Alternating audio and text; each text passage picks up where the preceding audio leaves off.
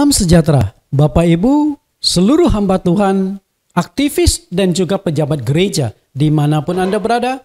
Berjumpa kembali dengan saya, Pendeta Nathan Jurnawan, melalui ibadah live streaming yang disiarkan melalui Bible Teaching Ministry. Satu ministry yang khusus untuk membahas topik-topik pengajaran Alkitab. Hari ini kita akan melanjutkan pembahasan kita tentang gereja Tuhan dengan judul 4 segi pertumbuhan gereja awal. Sebelumnya kita akan mendengarkan pujian penyembahan yang akan dibawakan langsung oleh pencipta lagunya, Bapak Pendeta Jonathan Prawira. Dengan judul pujian, Arti Kehadiranmu. Mari kita nikmati pujian ini.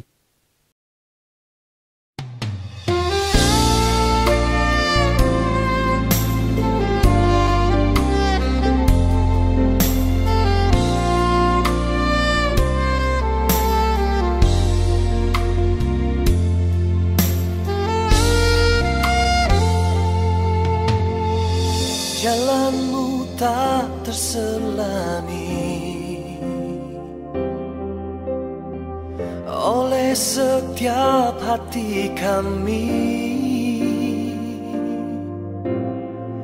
namun satu hal ku percaya, ada rencana yang indah. Tiada terduga kasih-Mu, heran dan besar bagiku. Arti kehadiran-Mu selalu nyata di dalam hidupku. Penyertaan-Mu sempurna, rancangan-Mu penuh damai, aman dan sejahtera walau di tengah badai. Ingin ku selalu bersama, rasakan keindahan arti kehadiran-Mu Tuhan.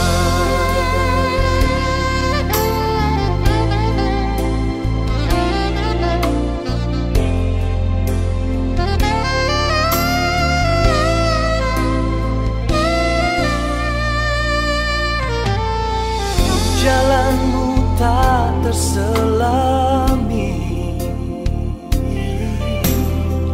oleh setiap hati kami, namun satu hal ku percaya, ada rencana yang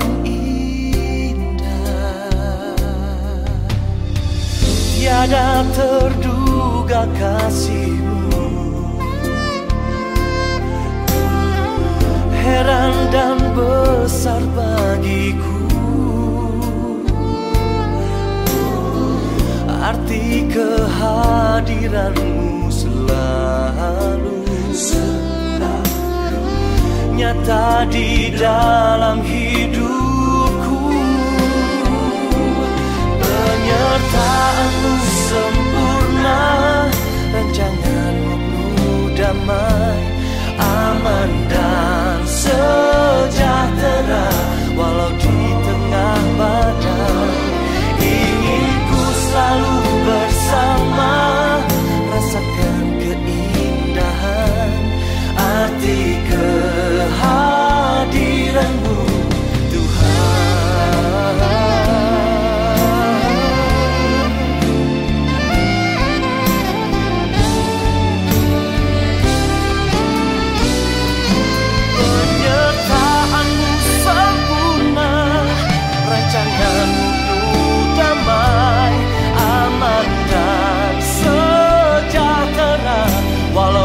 Tengah badai, ingin ku selalu bersama, rasakan keindahan arti kehadiran-Mu Tuhan.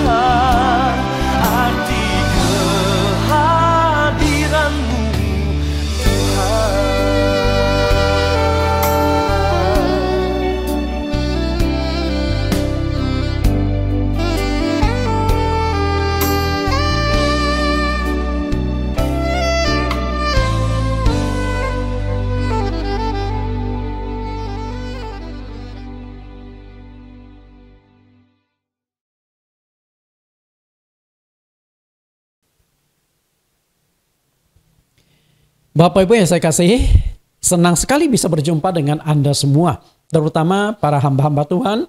Topik yang saya bawakan tentang gereja milik Tuhan sudah saya kupas 4 sesi. Semoga 4 sesi intisari yang sangat penting itu bisa menjadi acuan bagi kita bagaimana kita kembali kepada gereja awal. Nah, sebelumnya kita akan berdoa, mohon Tuhan Yesus pimpin kita. Kita akan berdoa. Dalam nama Tuhan Yesus Kristus kami berdoa. Kembali kami menghadap Engkau Tuhan sebagai juru selamat, sebagai sandaran kami. Walaupun sebatas menggunakan jaringan udara. Inilah hasil karya anak-anak manusia. Walaupun kami dipisahkan jarak antar daerah, antar kota, antar pulau, bahkan antar negara. Tapi kami bisa berjumpa melalui jaringan udara sehingga kami dapat bersekutu di dalam ibadah. Engkau pimpin kami dengan Roh Kudus-Mu yang tidak terbatas. Karena sebagaimana jaringan udara mempersatukan kami percaya juga Roh Kudus yang akan menyatukan kami. Karena Roh-Mu ada di mana-mana. Baik di seluruh wilayah Indonesia, di seluruh pulau Indonesia, seluruh kota, dan juga bahkan di luar negeri. Mengingat banyak juga jemaat-jemaat kami yang tinggal di luar negeri, kami rindu agar mereka pun mendapat jamahan kuasa Roh Kudus melalui kebenaran firman Tuhan hari ini. Buka hati kami, telinga kami, mata rohani kami, agar kami dapat memahami lebih jauh tentang gereja Tuhan, yaitu gereja yang berdiri oleh kuasa Roh Kudus. Kau pimpin kami dari awal hingga akhir. Di dalam nama Yesus Kristus kami berdoa. Amin. Bapak Ibu, hari ini kita akan mengupas tentang 4 aspek atau 4 segi pertumbuhan gereja awal. Nah, dari 4 aspek ini kita bisa mendapatkan gambaran tentang gereja Tuhan itu berkembang seperti apa.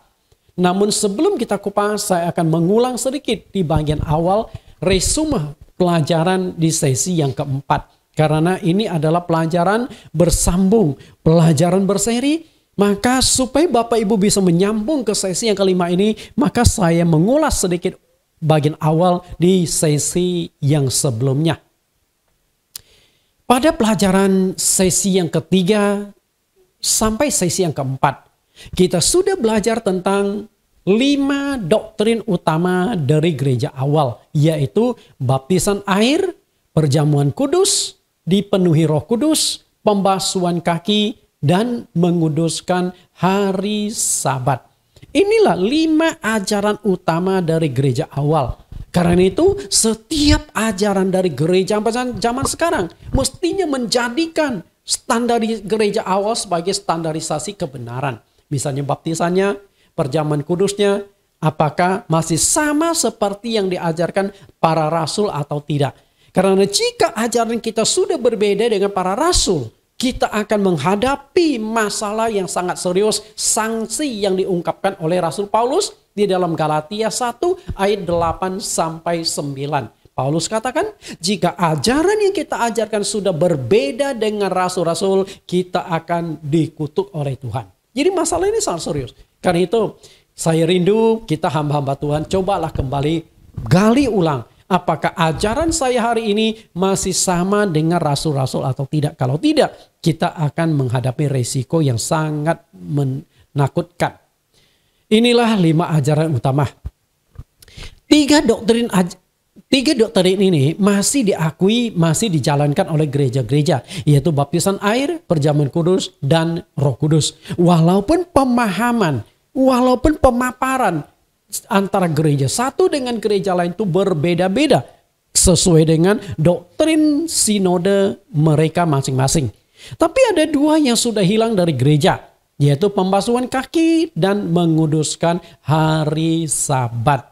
Padahal kedua ini juga dijalankan oleh gereja awal pada rasul-rasul. Kita lihat kembali masalah serius yang diungkapkan oleh Rasul Paulus di Galatia 1 ayat 8 sampai ayat yang ke-9 itu. Galatia 1 ayat 8. Tetapi sekalipun kami atau seorang malaikat dari sorga yang memberitakan kepadamu suatu Injil yang berbeda dengan apa yang telah kami beritakan kepadamu, terkutuklah dia. Seperti yang telah kami katakan dahulu, sekarang kukatakan sekali lagi. Jikalau ada orang yang memberitakan kepadamu suatu Injil yang berbeda dengan apa yang telah kamu terima, terkutuklah dia. Apakah Injil? Injil ini tentu Paulus bukan mengacu pada 4 kitab Injil. Matius, Markus, Lukas, Yohanes. Karena pada saat Paulus mengucapkan kalimat ini, Injil itu tentunya belum ditulis. Belum ditulis. Karena itu Injil dalam konteks sekarang itu adalah Eglion, artinya kabar baik. Ketika Tuhan Yesus datang, dia sudah menekankan memberitakan Injil. Tentu yang diberitakan itu bukan 4 kitab Injil. Kata Injil Eglion itu artinya kabar gembira, berita baik. Tentu yang namanya kabar gembira itu keseluruhan. Ajaran-ajaran yang menyelamatkan, ajaran yang berkaitan dengan keselamatan. Berarti bagi kita konteks sekarang, Injil itu adalah keseluruhan kitab suci. Ajaran-ajaran. Karena itu jika ajaran kita sudah berbeda dengan apa yang diajarkan oleh rasul-rasul Tuhan Yesus, kita akan mengalami sanksi berupa kutukan. Karena itulah sampai 2 kali Rasul Paulus itu mengatakan terkutuklah dia. Paulus tidak peduli apakah itu pendeta besar, apakah itu pendeta kaliber dunia, bahkan malaikat dari sorga sekalipun. Jika ada malaikat yang memberitakan Injil yang berbeda, ajaran yang berbeda dengan apa yang diajarkan oleh murid-murid Tuhan Yesus, malaikat itu pun akan mengalami kutukan. Jadi ini masalah serius. Nah hari ini yang akan kita kupas adalah 4 segi atau 4 aspek pertumbuhan gereja awal. Karena tadi saya sudah jelaskan bahwa gereja awal adalah gereja milik Tuhan. Gereja yang berdiri oleh kekuatan Roh Kudus. Karena itu tipikal. Mestinya gereja-gereja sekarang harus menjadikan gereja awal atau gereja rasul sebagai proyek percontohan perkembangan gereja. Bagaimana gereja itu bertumbuh dalam aspek apa saja gereja itu mengalami pertumbuhan. Gereja rasul atau gereja awal adalah tipikal pertumbuhan gereja yang sangat pesat, sangat cepat. Seperti apa kecepatan pesatnya? Kita akan lihat tentang gereja awal. Dimulai dari sebuah persekutuan doa kelompok kecil. Hanya lebih kurang 20 orang di atas loteng di kota Yerusalem sebelum hari Pentakosta. Karena setelah sebelum Tuhan Yesus naik ke sorga, Tuhan Yesus sudah memberikan perintah kepada murid-muridnya, janganlah tinggalkan kota Yerusalem sampai kamu diperlengkapi dari kekuasaan dari tempat tinggi. Artinya murid-murid Tuhan Yesus itu dikehendaki oleh Tuhan, tunggu di Yerusalem sampai Roh Kudus dicurahkan kepada kalian, barulah kalian bergerak. Jadi waktu Tuhan Yesus naik ke sorga sampai Roh Kudus dicurahkan itu lebih kurang 10 hari. Tepatnya di hari Pentakosta. Karena menghitungnya adalah dari hari Paskah sampai ke hari Pentakosta. Selisihnya adalah 10 hari. Karena Pentakosta itu adalah hari ke-50. Dihitungnya itu dari hari Paskah. Karena Tuhan Yesus ditangkap dan disalibkan berketepatan dengan Paskahnya orang Yahudi. Nah setelah itu Yesus bangkit dari kematian 3 hari setelah itu. Lalu berulang kali menampakkan diri 40 hari. Setelah itu dia naik ke sorga. Roh Kudus dicurahkan di hari Pentakosta. Berarti mereka mengadakan persekutuan doa setiap hari. Di sebuah loteng di lantai 2 di kota Yerusalem. Sampai di hari Pentakosta Roh Kudus dicurahkan. Namun hanya dalam waktu sekejap. Pertumbuhan gereja awal itu luar biasa. Dalam waktu sekejap setelah hari Pentakosta, jemaat itu mencapai ribuan orang. Maka saya katakan gereja awal itu adalah gereja yang pertumbuhannya paling pesat. Paling pesat. Hanya dalam waktu singkat Tuhan membalikkan hati orang-orang Yahudi yang tidak percaya kepada dia menjadi percaya kepada Yesus, bahkan dibaptis. Maka satu hari langsung dibaptis 3.000 orang. Kita lihat ada 4 segi pertumbuhan gereja awal. Pertumbuhan yang pertama dalam segi geografis. Yang kedua etnis Yang ketiga kuantitas, dan yang keempat kualitas. Nah, inilah 4 segi pertumbuhan gereja awal yang seharusnya menjadi proyek percontohan bagi gereja hari-hari ini. Apakah pertumbuhan gereja kita sudah sesuai dengan yang diungkapkan di dalam sini atau belum? Pertumbuhan geografis itu adalah area penginjilan. Sedangkan etnis itu adalah suku bangsa. Kuantitas itu adalah jumlah jemaat, sedangkan kualitas itu adalah mutu jemaat. Mestinya 4 aspek pertumbuhan gereja itu harus ada di gereja hari ini. Khususnya hamba-hamba Tuhan yang sedang mendengarkan pengajaran saya hari ini. Di gereja Bapak Ibu harus bertumbuh 4 aspek di sini. Itulah gereja milik Tuhan. Kita lihat penginjilan bangsa, jemaat, dan kuantitas dan kualitas jemaat. Seharusnya semua sinode gereja zaman sekarang menjadikan 4 segi pertumbuhan gereja awal ini sebagai proyek percontohan dalam mengembangkan gereja masing-masing. Apakah itu gereja lokal maupun sinode masing-masing. Karena 4 ciri khas pertumbuhan ini ada pada gereja awal. Kita akan kupas keempat segi pertumbuhan gereja itu. Segi yang pertama, pertumbuhan geografis gereja awal. Ketika berbicara tentang geografis, ketika berbicara tentang area, kita akan lihat di Kisah Rasul 1 ayat 8. Kisah Rasul 1 ayat 8. Tetapi kamu akan menerima kuasa kalau Roh Kudus turun ke atas kamu. Dan kamu akan menjadi saksiku di Yerusalem dan di seluruh Yudea dan Samaria dan sampai ke ujung bumi. Bapak Ibu perhatikan bagaimana perkembangan gereja itu dimulai dari sebuah kota kecil. Jadi ini ada 4 area. Yang pertama Yerusalem. Yang kedua Yudea. Yang ketiga Samaria. Dan yang ketiga 4 ujung bumi. Sebenarnya Yerusalem, Yudea, Samaria, ujung bumi bukan hanya menitik beratkan 4 area pertumbuhan secara global, tapi juga menitik beratkan tentang pertumbuhan di dalam internal. Yerusalem itu adalah kita sendiri, orang sendiri. Nah, Yerusalem. Dari Yerusalem, kota terdekat itu adalah Yudea. Yerusalem itu menunjukkan keluarga kita. Apakah kita satu keluarga sudah nerima Injil atau belum? Mungkin bapaknya sudah terima Yesus, ibunya belum tentu. Atau bapak ibunya sudah terima, anaknya sudah terima belum? Atau sebaliknya, anak-anak sudah percaya Yesus, apakah ibu dan ayahnya sudah terima Yesus? Nah, kalau belum berarti Yerusalem itu belum dikuasai. Nah, jadi Yerusalem itu berbicara satu keluarga. Sedangkan Yudea itu siapa? Yudea itu adalah family. Family bisa paman, bisa engkong, bisa bibi, sepupu. Nah, itu bicara tentang Yudea. Artinya sebelum kita memberitakan Injil kepada orang lain, orang dekat dulu kita selamatkan. Lalu Samaria. Samaria ini adalah perkawinan campur. Perkawinan campur antara orang Israel dengan penduduk negara lain. Maka muncullah yang namanya kelompok Samaria. Secara garis keturunan, mereka itu sudah ada darah campuran Yahudi dan non-Yahudi. Tapi secara iman mereka tuh masih mengakui agama Yahudi sebagai agama mereka. Mereka masih mengaku bagian dari bangsa Israel. Karena itulah Tuhan Yesus pernah bertemu dengan seorang perempuan Samaria di sumur Yakub yang dicatatkan di Yohanes pasal 4. Dan mereka juga masih menantikan Mesias. Samaria, ini kita berbicara antar suku. Artinya, misalnya saya orang Chinese memberitakan Injil kepada yang non-Chinese. Apakah suku Jawa, Sunda, dan macam-macam. Mengingat di Indonesia ada ratusan suku bangsa. Itu berbicara Samaria. Nah, setelah itu ujung bumi. Ujung bumi ini berbicara tentang penginjilan dunia. Penginjilan sudah keluar dari lokasi kita, bukan lagi kepada satu negara. Kalau Samaria ini mungkin masih satu negara, tapi berbeda suku. Inilah area penginjilan. Kita lihat masalah area penginjilan ini. Injil mulai muncul, mulai diberitakan dari kota Yerusalem. Dari Yerusalem yang paling dekat itu adalah Yudea. Berarti dari Yerusalem, Injil diberitakan sampai di Yudea. Setelah itu yang lebih jauh di kota Samaria.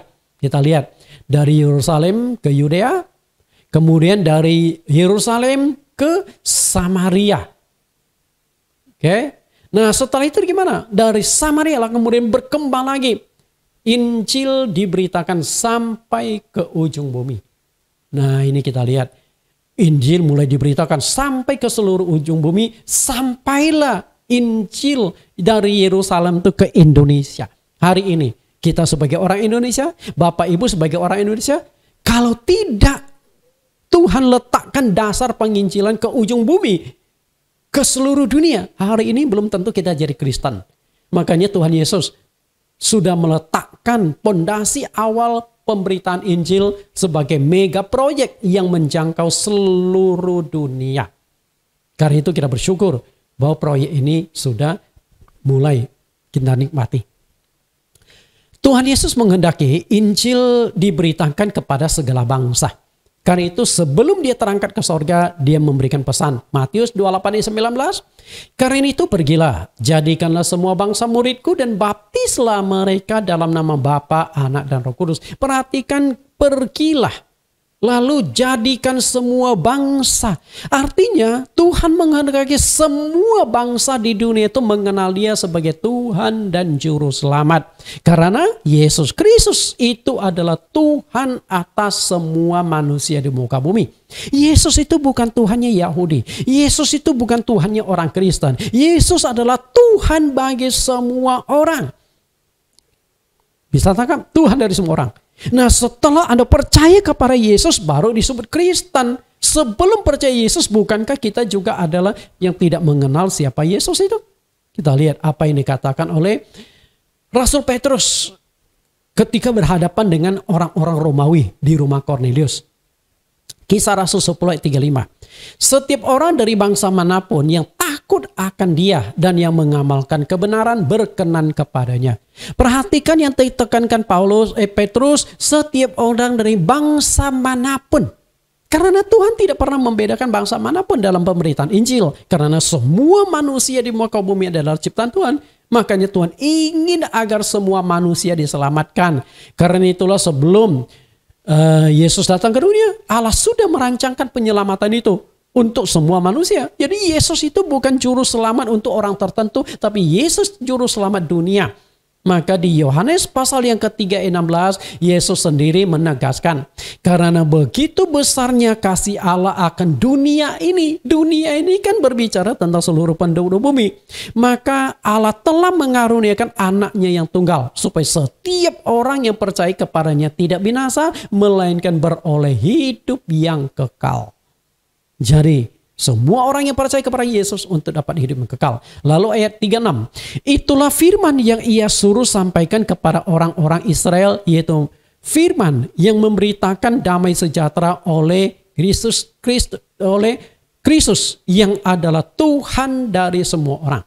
Perhatikan jelas sekali bahwa Yesus Kristus adalah Tuhan dari semua orang.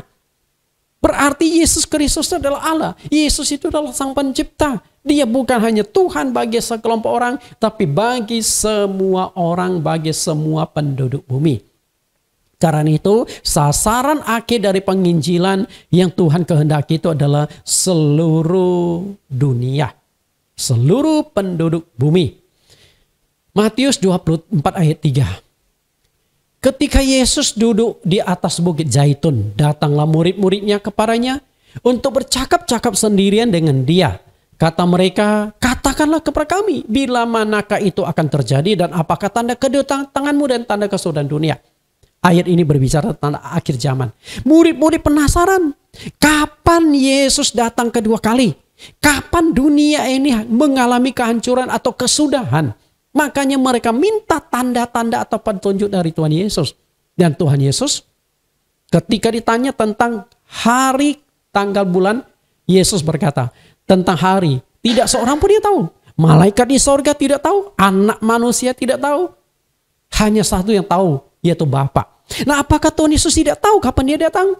Enggak mungkin. Karena dia itu adalah Bapa itu sendiri. Dia yang akan datang masa tidak tahu jadwal kapan dia datang. Tapi dia menghindar. Karena kalau Yesus katakan, aku tahu tanggal, bulan, tahun aku datang. Pasti Yesus itu akan ditodong oleh murid-murid. Kapan? Kasih tahu dong. Besok-besok Petrus ngajak Yesus makan bakso sambil makan. Tuhan, tolong dong kasih tahu. Aku nggak cerita deh kalau yang lain. Yesus katakan, nggak tahu. Kan aneh Bapak Ibu.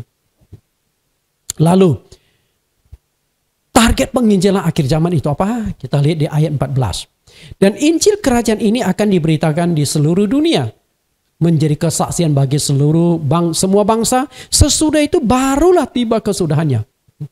Artinya, Yesus tidak akan datang kedua kali sebelum Injil kebenaran diberitakan sampai ke seluruh dunia. Karena kalau Injil sudah diberitakan di seluruh dunia, penduduk bumi tidak mau terima. Itu bukan salah Tuhan lagi. Bukan urusan Tuhan lagi. Tapi kalau Injil belum diberitakan, belum semua orang mendengarkan berita Injil, maka di sini kita masih ada tanggung jawab. Maka kenapa Tuhan Yesus belum datang kedua kalinya sudah 2000 tahun yang lalu? Karena target penginjilan Tuhan belum mencapai sasaran. Dengan kata lain, ayat 14 belum menjangkau seluruh dunia. Kalau Injil kebenaran sudah menjangkau seluruh dunia, semua orang sudah pernah tahu, sudah pernah mendengar Injil, tetap tidak mau percaya, maka selesai. Tugas kita sudah selesai dan Yesus akan segera datang kembali. Rasul yang pertama kali melakukan misi penginjilan dunia adalah Rasul Paulus. Karena memang targetnya itu penginjilan sampai ke seluruh dunia. Hal ini sesuai dengan misi pelayanan yang ditugaskan Tuhan Yesus kepadanya. Jadi ketika Tuhan Yesus memanggil Rasul Paulus, memanggil Saulus, kepada Saulus sudah diberitahukan tentang misi penginjilan atau amanat agung yang harus dijalankan oleh Saulus. Hal itu disampaikan oleh Tuhan melalui seorang utusan hamba Tuhan bernama Ananias. Kita lihat apa yang disampaikan Ananias kepada Saulus sesuai dengan pesan atau petunjuk Tuhan. Kisah Rasul 9 ayat yang kelima. Tetapi firman Tuhan kepadanya ini berbicara tentang Ananias tadi. Pergilah, sebab orang ini adalah alat pilihan bagiku untuk memberitakan namaku kepada semua bangsa, kepada bangsa-bangsa lain serta raja-raja dan orang-orang Israel. Dengan kata lain, kepada Saulus lah target melakukan penginjilan dunia itu sudah mulai Tuhan tanamkan. Dan akhirnya Paulus memang menjalankan misi penginjilan itu kepada bangsa-bangsa. Ini sudah keluar dari bangsa Israel. Yerusalem, Yudea, Samaria sudah. Nah sekarang yang ditangkap itu adalah bangsa-bangsa lain. Baik yang tinggal di Israel sendiri atau Palestina maupun di luar Palestina atau negara lain. Dan Paulus memang memberitakan Injil. Sampai 3 kali Paulus memberitakan Injil keliling dunia. Nah Bapak Ibu bisa melihat area-area yang dikunjungi Paulus. Dibedakan warna tinta. Ini adalah kota-kota yang pernah disinggahi oleh Paulus, baik penginjilan keliling pertama, kedua, sampai ketiga. Jadi misi penginjilan Paulus adalah menjangkau ke berbagai negara. Bahkan kalau kita lihat Paulus sudah sampai ke Asia, sudah ke Makedonia, macam-macam negara. Bahkan Italia juga pernah dikunjung oleh Paulus, negara Italia yang kita kenal hari ini. Yerusalem. Walaupun permulaan penginjilan itu dimulai dari sebuah kota kecil di Yerusalem atau di Israel, namun hari ini Injil sudah menjangkau hampir 190 negara. 190 negara. Tentu belum semua penduduk di 190 negara ini mendengarkan Injil. Nah, hal ini menempatkan Kristen itu sebagai agama terbesar di dunia. Begitu banyak agama dan kepercayaan. Di Indonesia ada 6 agama. Walaupun Indonesia diakui penduduknya mayoritas Islam dan penduduk negara yang penduduk muslimnya paling banyak adalah Indonesia. Bahkan mengalahkan negara di mana Nabi Muhammad itu lahir.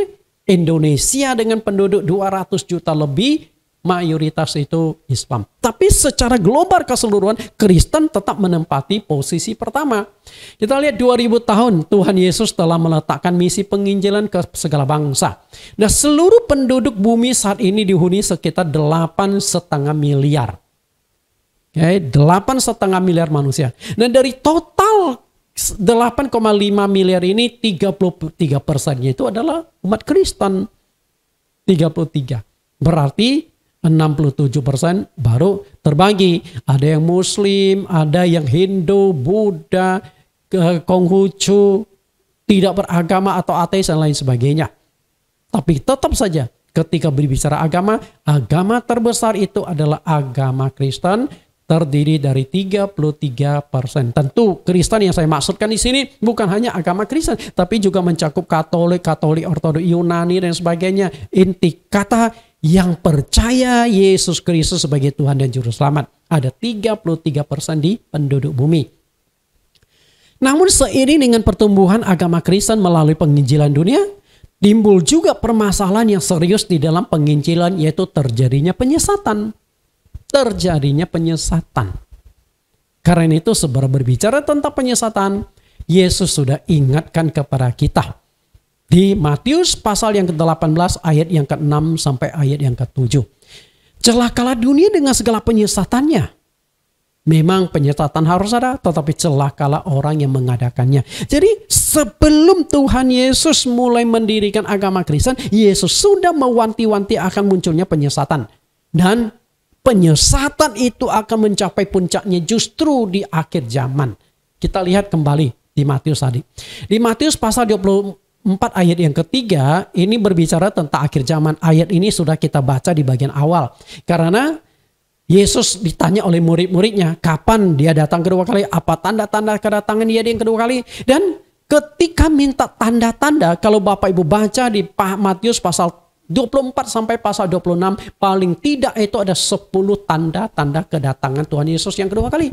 Dan tanda pertama Tuhan Yesus justru mulai dari masalah penyesatan. Lihat di Matius 24 ayat 4. Jawab Yesus kepada mereka, waspadalah supaya jangan ada orang yang menyesatkan kamu. Sebab banyak orang akan datang dengan memakai namaku dan berkata, akulah Mesias. Dan mereka akan menyesatkan banyak orang. Perhatikan, akan menyesatkan banyak orang. Iblis tahu bahwa agama Kristen itu agama yang menyelamatkan. Iblis tahu bahwa kitab suci orang Kristen itu bisa menyelamatkan bagi orang, setiap orang yang percaya kepadanya. Karena itu oleh iblis berusaha mengacau balaukan. Engkau boleh silakan tetap menjadi orang Kristen, tapi engkau tersesat di dalam kekristenan itu sendiri. Karena ajaran yang engkau pegang itu bukan ajaran Alkitab lagi, melainkan ajaran manusia, doktrin-doktrin manusia, doktrin-doktrin sinode, doktrin-doktrin denominasi. Karena jika semua sinode atau denominasi masih kembali ajarannya sama seperti Alkitab, mestinya tidak akan muncul berbagai macam doktrin yang berbeda-beda.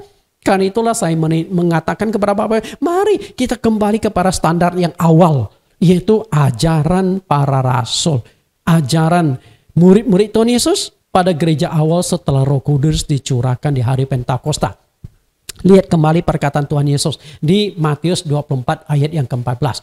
Injil kerajaan ini harus diberitakan seluruh dunia. Yang menjadi persoalan di sini adalah Injil kerajaan yang mana? Injil kerajaan yang seperti apa? Mengingat saat ini telah muncul begitu banyak sinode gereja dengan doktrin yang berbeda-beda. Jadi Injil mana yang harus kita beritakan? Ajaran sinode mana yang harus kita beritakan? Karena masing-masing punya ajaran. Masing-masing mengklaim ajarannya sudah benar.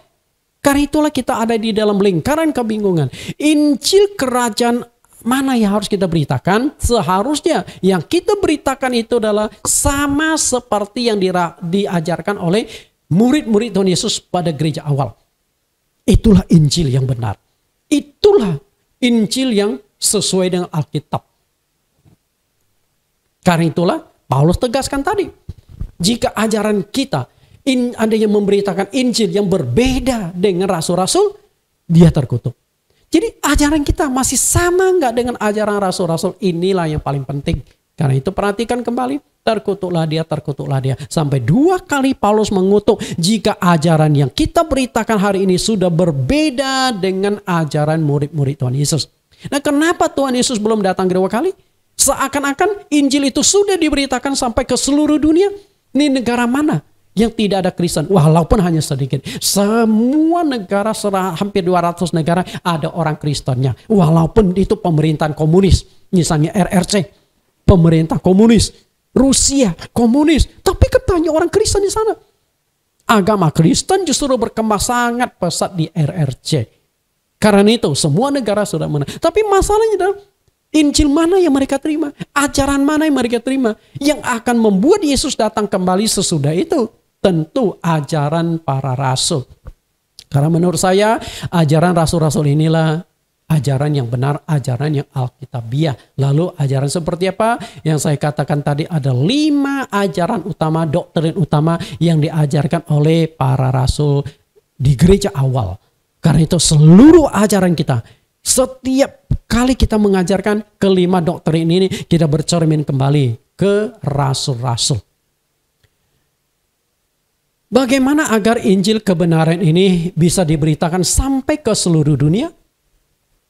Bagaimana Bapak Ibu agar Injil kebenaran, ajarannya sesuai dengan Alkitab diberitakan sampai ke seluruh dunia? Dengan kata lain, bagaimana ajaran rasul-rasul kita bisa tahu? Karena masih banyak gereja yang terjebak di dalam doktrin sinode masing-masing. Mereka tidak pernah gali secara mendalam ajaran yang diajarkan oleh para rasul itu seperti apa. Banyak pendeta tidak pernah menggali ulang ajaran yang diajarkan oleh murid-murid Tuhan Yesus itu seperti apa. Tidak. Karena mereka hanya tinggal melanjutkan apa yang sudah diajarkan oleh sinode, oleh teologi masing-masing. Nah, penginjilan dunia ini membutuhkan dana yang tak terbatas, tenaga yang tak terbatas, dan bahasa yang komunikatif. Engkau punya dana besar, tenaga besar, tapi bahasanya tidak komunikatif. Juga nggak bisa. Karena bagaimana kita memberitakan Injil kepada suku bangsa lain kalau bahasanya beda? Jangan jauh-jauh. Kitab suci kita beda aja kita sudah pusing. Coba kalau semuanya mengerti bahasa Yunani, Ibrani. Nah itu kan bagus. Kita lebih memahami kebenaran firman Tuhan dengan lebih baik. Karena itu menurut saya salah satu cara untuk menjangkau seluruh dunia dengan ajaran yang benar adalah menggunakan multimedia. Penginjilan multimedia. Nah sejak COVID 3 tahun yang lalu, saya baru mulai bergerak melakukan penginjilan, memberikan pengajaran lewat multimedia. Karena saya baru memahami Tuhan menghendaki kita memberitakan Injil akhir zaman itu menggunakan kekuatan multimedia. Ternyata sudah ada di dalam kitab Wahyu. Jadi 2000 tahun yang lampau, Rasul Yohanes di dalam dunia roh sudah bisa melihat jangka panjang bagaimana penginjilan multimedia itu. Kita lihat, ini adalah paling cepat, paling praktis untuk menjangkau seluruh dunia. Ternyata penginjilan multimedia ada dasar ayatnya. Kita lihat apa yang dikatakan oleh Yohanes. Menjangkau dunia dengan Injil. Karena itu penginjilan yang efektif itu adalah penginjilan multimedia. Lihat ayatnya. Wahyu 14 ayat 6. Wahyu 14 ayat 6. Dan aku melihat seorang malaikat lain terbang di tengah-tengah langit. Dan padanya ada Injil yang kekal untuk diberitakan kepada mereka yang diam di atas bumi. Dan kepada semua bangsa dan suku dan bahasa dan kaum. Tadi saya sudah katakan area penginjilan itu adalah dari Yerusalem, Yudea, Samaria sampai ke ujung bumi. Dan ketika berbicara ujung bumi ini kita sudah berbicara kepada semua bangsa, suku bangsa dan bahasa dan kaum. Artinya semua bahasa di dunia harus kita jangkau. Lalu bagaimana cara menjangkau mereka? Tempat yang jauh. Karena membutuhkan dana raksasa, tenaga raksasa. Dan ternyata Tuhan sudah merancangkan di akhir zaman akan muncul penginjilan menggunakan jaringan udara. Bapak Ibu perhatikan. Seorang Malaikat ini berbicara tentang seorang pemberita Injil. Lalu terbang di tengah-tengah langit. Terbang di tengah-tengah langit itu artinya cepat. Cepat. Jadi seperti pesawat. Cepat sekali. Satu sisi cepat lalu terbang di tengah-tengah langit. Tengah-tengah langit itu artinya menggunakan jaringan udara. Nah ini berbicara tentang penginjilan secara internet multimedia. Bayangkan Bapak Ibu. Saya berkhotbah di sini. Di satu ruangan yang kecil yang kami coba setting menjadi sebuah studio. Tapi di seluruh dunia yang mengerti bahasa Indonesia bisa menonton pengajaran saya, bisa mendownload pengajaran saya. Karena itu setelah saya mulai memunculkan pengajaran-pengajaran ini, banyak orang dari Malaysia. Karena bahasanya sama Bapak yang menghubungi saya. Karena di dalam link YouTube saya saya cantumkan nomor telepon saya. Kalau Bapak Ibu cermat untuk memperhatikan. Mereka hubungi saya WhatsApp, Pak, saya tertarik dengan ajaran saya. Pak, Bapak mau nggak di sini buka gereja seperti yang Bapak ajarkan itu? Jadi bisa menjangkau. Itu baru yang satu rumpun yang sama bahasanya. Bahasa Indonesia, bahasa Melayu. Bayangkan Bapak Ibu. Jika saya menguasai bahasa Inggris, saya menguasai bahasa Mandarin, khotbah yang pengajaran itu saya pakai bahasa Inggris, pakai bahasa Mandarin, berapa banyak orang yang dicerahkan, yang dibukakan pikirannya untuk menangkap dan mengerti? Luar biasa. Sayang, kita nggak punya potensi ke sana. Tapi suatu saat Tuhan akan menyediakan orang yang penting pengajarannya sudah sesuai Alkitab, tinggal ditranslate ke bahasa lain. Bagaimana agar orang itu bisa menangkap. Kemudian ada padanya Injil yang kekal. Nah, Injil yang kekal ini tentu Injil yang benar. Injil yang sesuai Alkitab, Injil yang menyelamatkan. Karena itulah Injil yang diberitakan itu seharusnya Injil yang bisa menyelamatkan kita. Bukan sekadar memberitakan Injil, tapi Injil yang kita beritakan tidak sesuai dengan prinsip Alkitab. Karena itulah saya mendirikan sebuah ministry pengajaran-pengajaran Alkitab. Sebenarnya ada 2 jaringan penginjilan saya lewat jaringan udara. Yang pertama itu adalah YouTube khusus pengajaran-pengajaran Alkitab. Apakah pengajaran topik lepas maupun berseri. Namanya Bible Teaching Ministry. Dan satu lagi berupa khotbah, peibadah live streaming, pengajaran Zoom, Jesus Christ Community. Jadi ada 2 link YouTube yang Bapak Ibu bisa kunjungi. Di sana saya banyak memberikan pengajaran dan juga banyak memberikan khotbah yang untuk membangun iman kita dan menuntun kita kembali ke dalam kebenaran Alkitab. Inilah link YouTube khusus pengajaran doktrin Bible Teaching Ministry. Jadi kalau Anda mau cari tinggal ketik saja di search Bible Teaching Ministry. Nah, setelah itu Anda bisa mengetik judul-judul yang Anda mau nonton. Kalau tidak, masuk saja ke link Bible Teaching Ministry. Nah, tinggal pilih Bible Teaching Ministry. Bersyukur bahwa saat ini sudah hampir 8.000 orang yang menonton ini. Karena itu, jika Bapak Ibu sudah menonton pengajaran-pengajaran di Bible Teaching Ministry, menurut Bapak Ibu Alkitabiah, menurut Bapak Ibu membangun, mencerahkan, silakan dibagikan kepada semua orang dengan menekan tombol subscribe dan kirimkanlah subscribe, like, and share. Karena itu saya berharap Bapak Ibu yang sudah dapatkan kebenaran ini jangan disimpan. Jangan menyembunyikan talenta Tuhan di dalam tanah. Tapi kembangkan talenta Tuhan, dikirimkan. Anda tidak tahu, bisa saja orang yang Anda kirimkan yang saat itu senang mencari kebenaran, dia sudah ditemukan. Saya banyak orang yang akhirnya hubungi saya. Ada satu keluarga TNI. TNI dengan pangkat letnan kolonel. Setelah menonton YouTube saya, dia akhirnya hubungi saya. Saya padahal tidak kenal. Saya tidak kenal sama beliau. Namanya Bapak Letkol Johan. Rumahnya di Palangkaraya. Dan dia bekerja di Departemen Pertanian, Menteri Pertanian. Ditugaskan untuk menangani penanaman singkong yang khusus untuk diambil energi biru atau blue energy. Yang diambil itu adalah air singkong itu untuk diproses nantinya menjadi pengganti dari bahan bakar. Dengan puluhan ribu hektar ratusan ribu hektar di Kalimantan.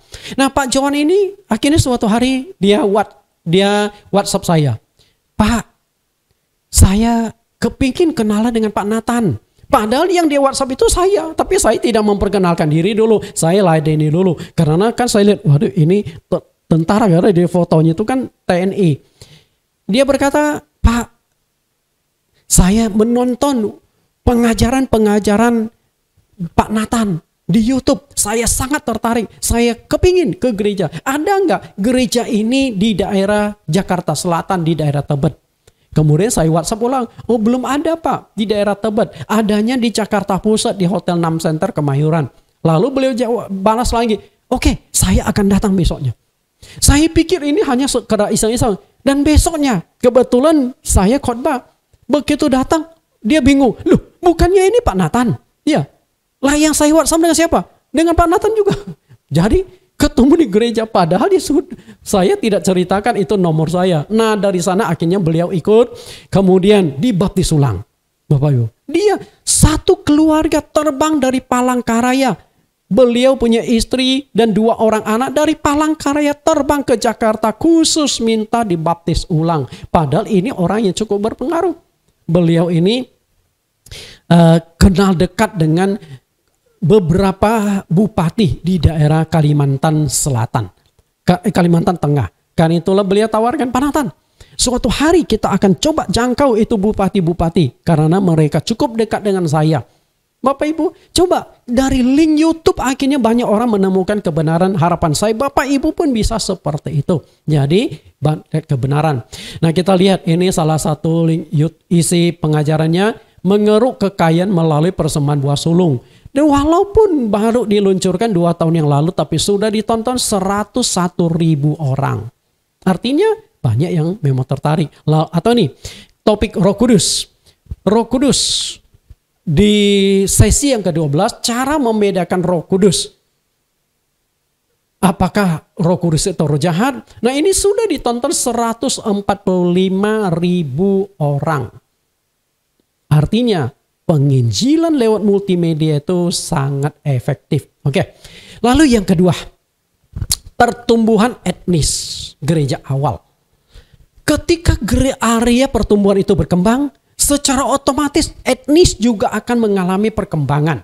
Karena semakin banyak area yang kita injili, semakin luas daerah yang kita jangkau, semakin luas kita punya jala kita tebarkan, maka semakin banyak ikan-ikan yang kita dapatkan dari berbagai macam jenis ikan atau etnis. Pertumbuhan etnis sebenarnya sudah terjadi ketika Roh Kudus dicurahkan pada hari Pentakosta. Jadi bukan baru mulai. Tapi di hari Pentakosta Tuhan sudah memberikan satu gambaran akan munculnya berbagai macam etnis untuk menerima kebenaran firman Tuhan.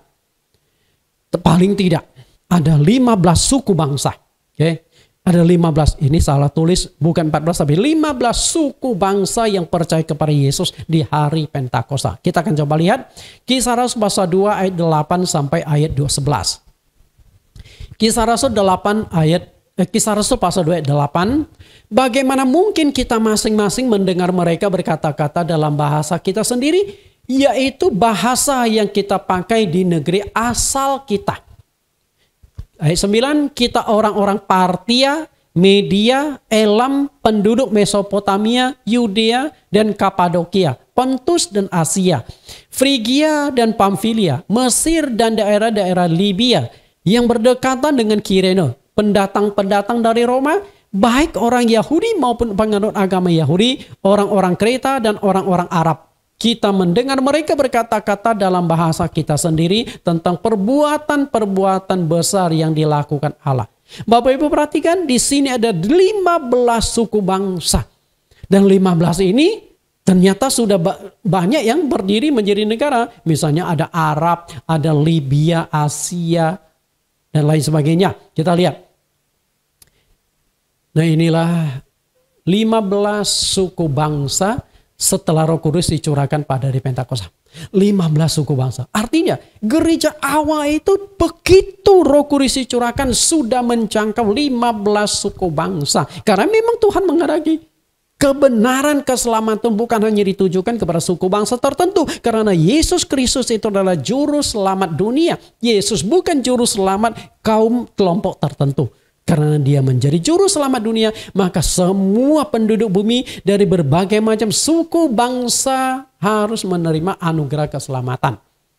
Kita lihat kembali di Kisah Rasul pasal 41. Orang-orang yang menerima perkataan itu memberi diri dibaptis. Pada hari itu jumlah mereka bertambah kira-kira 3.000 jiwa. Bapak Ibu, orang yang dibaptis dari 3.000 jiwa setelah Roh Kudus dicurahkan pada hari Pentakosta, saya yakin banyak yang berasal dari 15 suku bangsa ini. Karena mereka melihat bagaimana Roh Kudus dicurahkan. Mereka memberi diri, mereka dibaptis, menerima Yesus. Nah, hal ini menegaskan bahwa Yesus Kristus adalah juru selamat dunia. Dia lahir ke dunia, mati di kayu salib untuk menebus dosa semua manusia. Jadi Yesus itu bukan Tuhan untuk kelompok orang tertentu. Yesus Kristus adalah Tuhan bagi semua orang. Karena semua orang layak mendapatkan anugerah, dapatkan keselamatan oleh Yesus Kristus. Hanya percaya saja pada Injil Kerajaan Tuhan.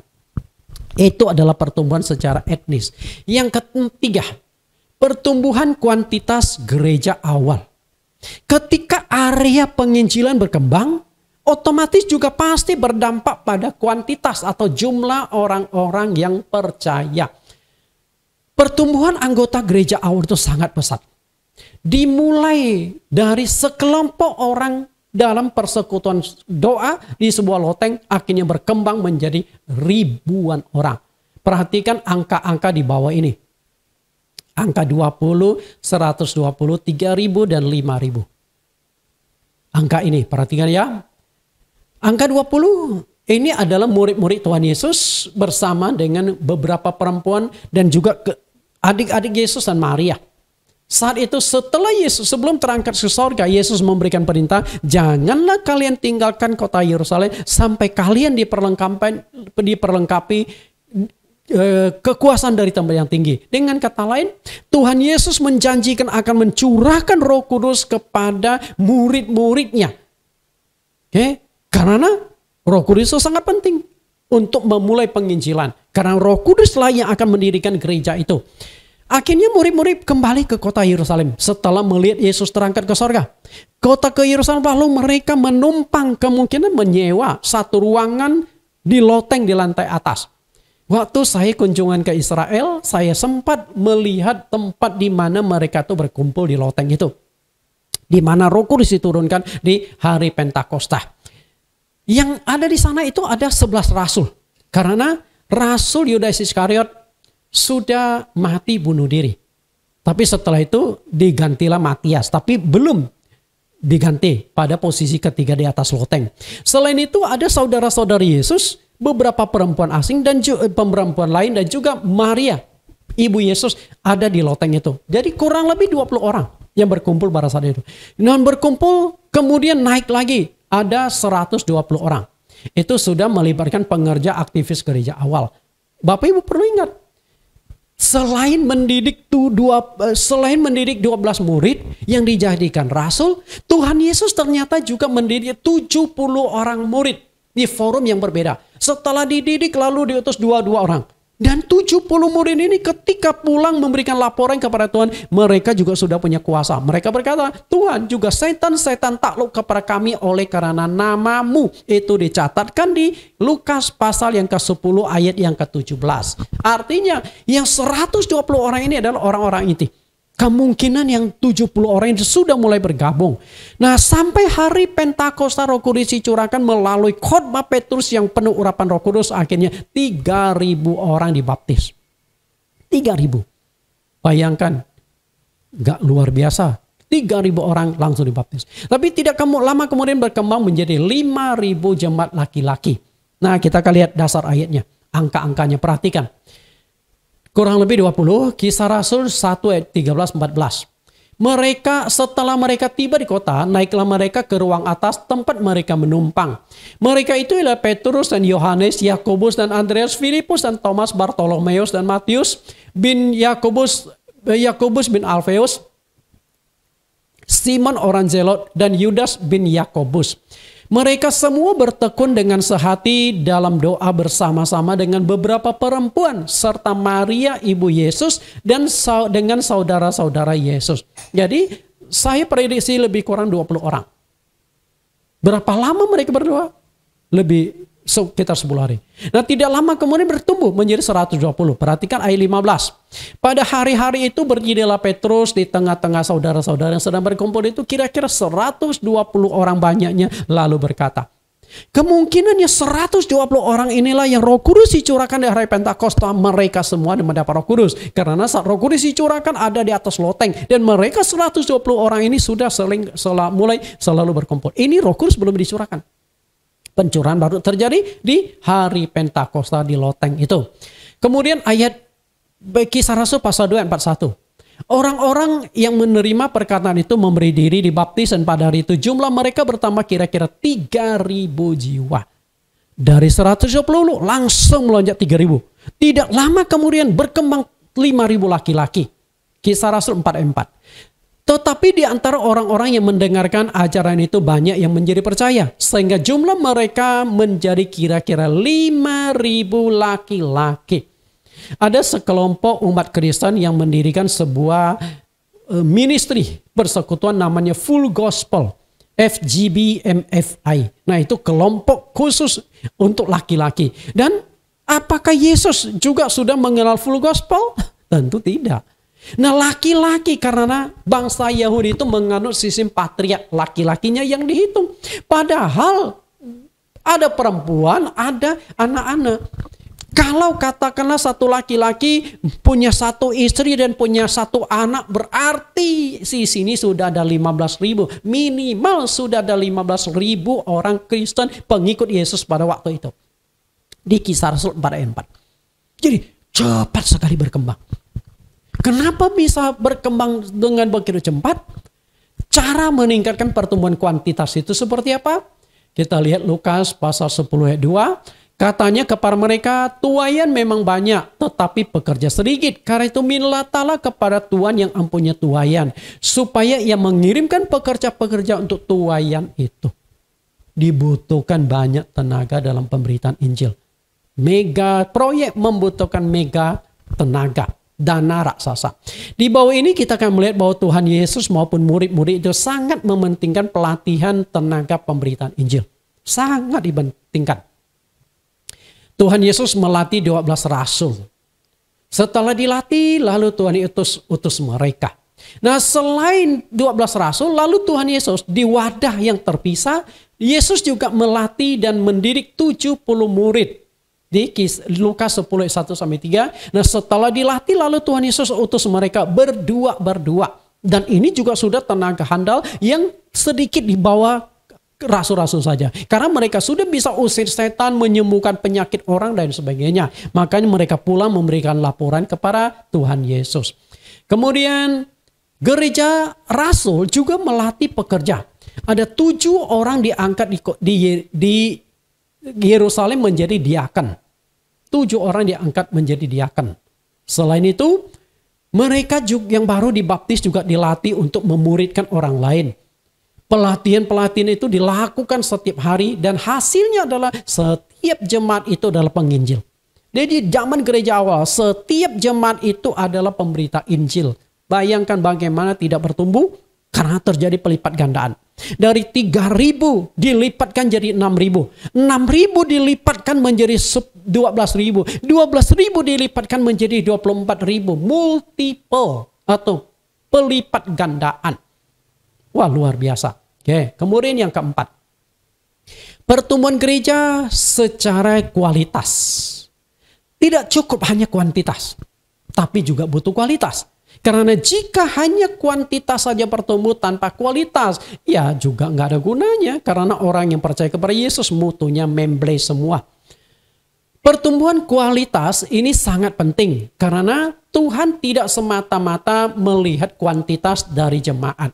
Jika kuantitasnya banyak tapi tidak ada kualitas, belum tentu diselamatkan. Makanya Tuhan Yesus katakan di Matius 24 ayat yang ke-14, sebab banyak yang dipanggil tetapi sedikit yang dipilih. Artinya Tuhan tetap membutuhkan kualitas, bukan hanya kuantitas. Kalau kuantitas itu banyak yang dipanggil, tapi hanya sedikit yang berkualitas itu yang dipilih oleh Tuhan. Berkualitas ini tentu berbicara tentang karakter, kemudian iman, pelayanan, kasih dan sebagainya. Itu yang berkualitas.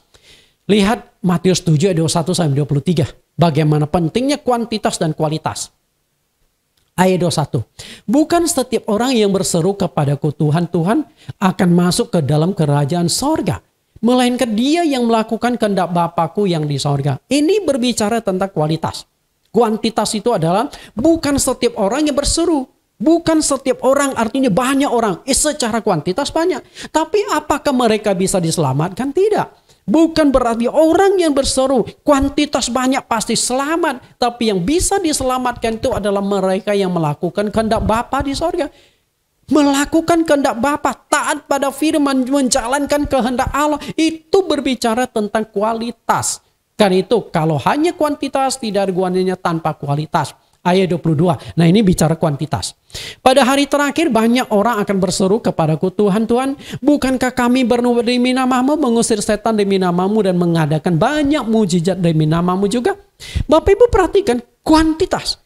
Kelihatannya kualitas. Wong bisa usir setan, sembuhkan penyakit, bukannya mereka kualitas. Bukan itu. Ini bukan kualitas pelayanan. Kalau kualitas pelayanan bisa usir setan sebagainya. Kalau betul mereka punya kualitas, mestinya mereka selamat. Tapi di ayat yang ke-23 itu mereka tidak selamat. Kita lihat banyak orang yang gak selamat itu banyak. Karena apa?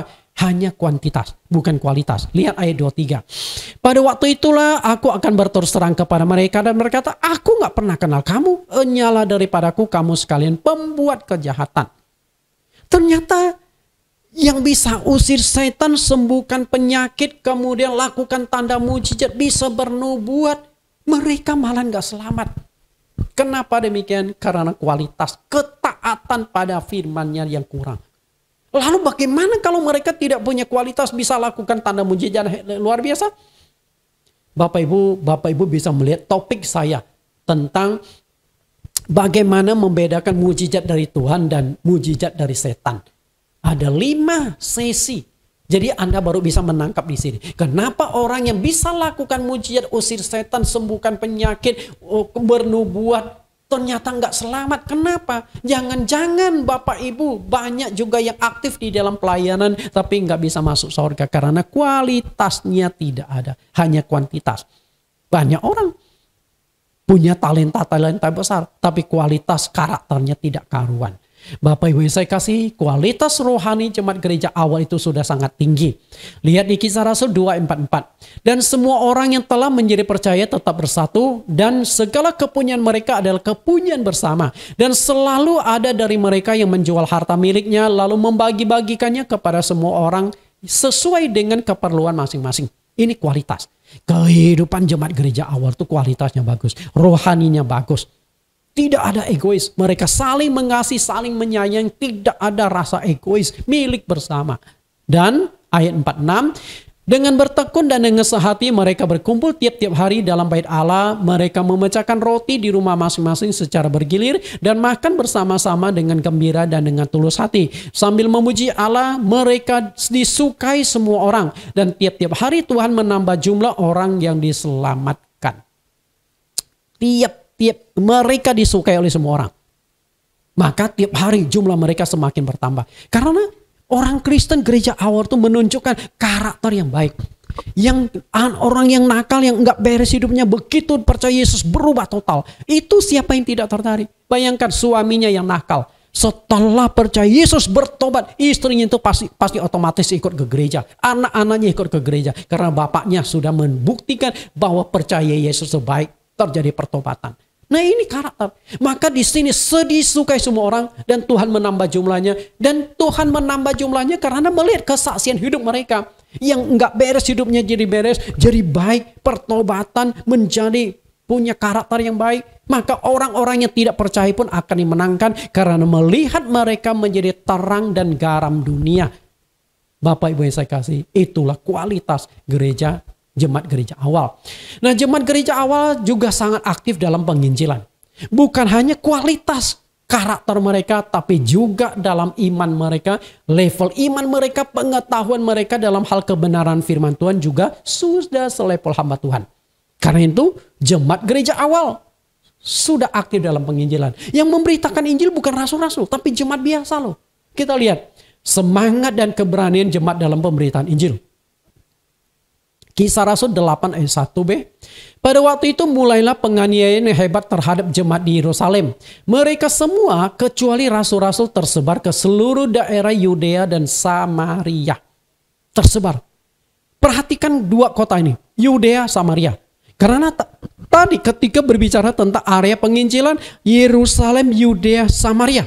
Dan itu sudah Tuhan targetkan. Ternyata Tuhan menggenapi rencananya lewat penganiayaan. Kalau tidak ada penganiayaan, maka mereka tidak akan tersebar ke Yudea, tidak akan tersebar ke Samaria. Dan luar biasanya ketika mereka tersebar ke Yudea, Samaria, mereka memberitakannya. Itu jemaat loh, bukan pengerja, bukan rasul-rasul.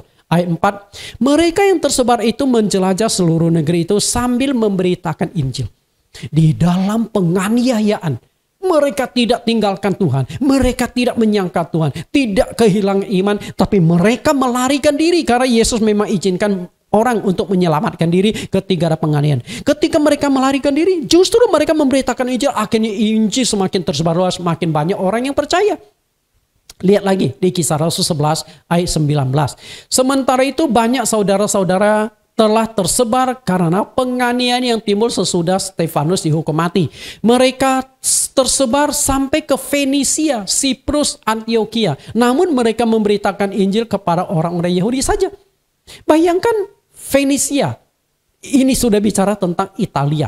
Kemudian Siprus, Antioquia, negara-negara lain mereka sudah tersebar. Bukan lagi ke lingkup Israel, tapi sudah keluar dari negara Israel demi menyelamatkan diri. Tapi mereka beritakan ini, ternyata di Fenisia, Siprus, Antioquia ada orang Yahudi. Lalu mereka khusus memberitakan Injil kepada orang-orang Yahudi. Namun ada yang coba memberitakan Injil kepada yang lain. Kita lihat ayat 20. Akan tetapi di antara mereka ada beberapa yang orang Siprus dan orang Kirene yang tiba di Antioquia dan berkata-kata juga kepada orang-orang Yunani dan memberitakan Injil bahwa Yesus adalah Tuhan. Nah, akhirnya penginjilan ke negara lain dengan bahasa lain sudah mulai dijalankan. Dan tangan Tuhan menyertai mereka dan sejumlah besar orang menjadi percaya dan berbalik kepada Tuhan. Inilah kualitas. Jadi jemaat gereja awal secara kualitas karakter sudah bagus. Dan ternyata mereka juga punya iman yang bagus, kerohanian bagus, pemahaman Alkitab juga bagus, terlatih. Karena setiap hari murid-murid melatih mereka di Yerusalem. Setelah itu mereka memberitakan Injil karena penganiayaan. Dan demikianlah gereja awal itu berkembang sangat pesat. Karena itu gereja awal ada 4 aspek pertumbuhan. Pertumbuhan atau aspek perkembangan. Perkembangan secara area atau geografis, perkembangan etnis, perkembangan kuantitas, dan perkembangan kualitas. 4 aspek pemberitaan Injil, 4 aspek pertumbuhan gereja harus menjadi proyek percontohan bagi gereja-gereja sekarang agar kita menjadi gereja sama seperti gereja Rasul yang bertumbuh pesat dan juga ada kebenaran yang menyelamatkan. Tuhan Yesus memberkati dan sampai bertemu pada topik-topik yang menarik masih bersambung topik tentang mengenal gereja Tuhan. Saya akan kupas pada episode yang akan datang. Kandang domba Tuhan hanya ada satu. Kandang domba Tuhan hanya ada satu. Gereja milik Tuhan hanya ada satu. Tunggu pembahasannya di minggu selanjutnya. Tuhan Yesus berkati, kita berdoa. Dalam nama Tuhan Yesus kami berdoa. Kembali kami dicerahkan oleh pengajaran hari ini. Bagaimana gereja Rasul mengalami pertumbuhan. Baik secara kuantitas, kualitas, area, dan juga etnis. Harapan kami bahwa gereja kami adalah gereja Tuhan. Kami tidak membatasi suku bangsa manapun yang untuk terima Engkau. Semuanya berhak menerima keselamatan masuk ke gerejamu. Dan kami juga rindu agar pemberitaan ini semakin kami luaskan. Namun Injil yang benar, ajarannya sesuai dengan Alkitab. Kami ingin kembali ke ajaran gereja awal, gereja mula-mula. Bukan hanya tentang strategi, misi, visi penginjilan mereka. Tapi yang terpenting adalah doktrin yang diajarkan. Karena jika mereka percaya namun tidak sesuai dengan Alkitab, keselamatan pun tidak mendapat jaminan. Terima kasih Tuhan. Semoga kebenaran ini menuntun kami lebih memahami firman-Mu dan juga gereja-Mu. Ciri khas dan misi visi pelayanan gereja awal. Demikian doa kami di dalam nama Tuhan Yesus. Amin. Bapak Ibu, sampai bertemu minggu depan masih tema yang sama, gereja milik Tuhan.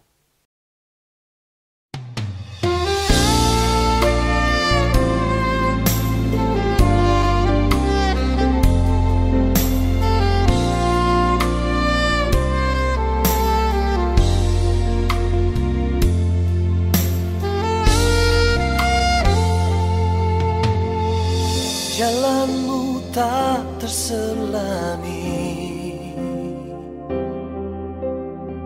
oleh setiap hati kami.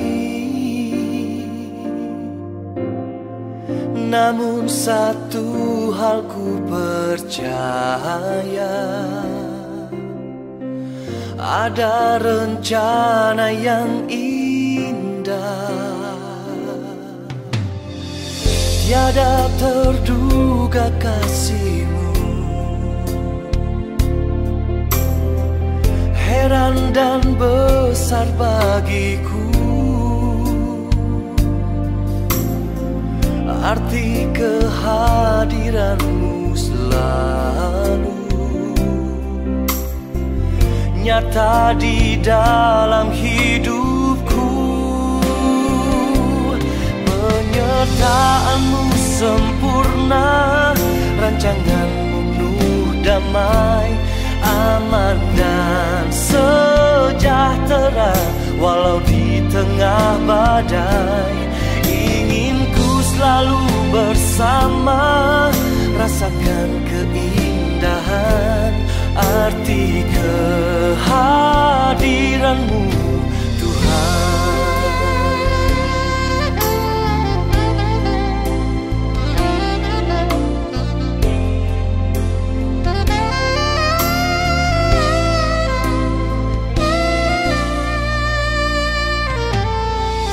Jalan-Mu tak terselami